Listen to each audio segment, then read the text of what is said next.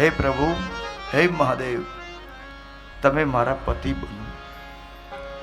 પ્રભુ, તમે મારે ઘરે આવો, મારા પિતા કન્યાદાન કરે. એટલે બાપના ગૃહસ્થાશ્રમને તમે સફળ બનાવો. બાપનો ગૃહસ્થ આશ્રમ સફળ ત્યારે થાય જ્યારે કન્યાદાન કરે છે. અને બાપજી, ગયા વખતે અમે ઉતાવળમાં બહુ કર્યા હતા લગ્ન, અને અમે ગ્રહોનું પૂજન કરવાનું ભૂલી ગયા હતા.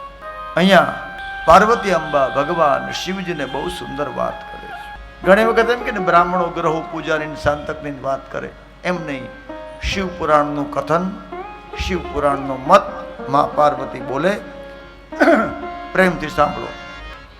હે પ્રભુ, અમે ગ્રહોનું પૂજન ન કર્યું એટલે અમારા લગ્ન જીવનમાં વિચ્છેદ થયો, અમારું વિરહ બંધાયો, અમે છૂટા પડી ગયા.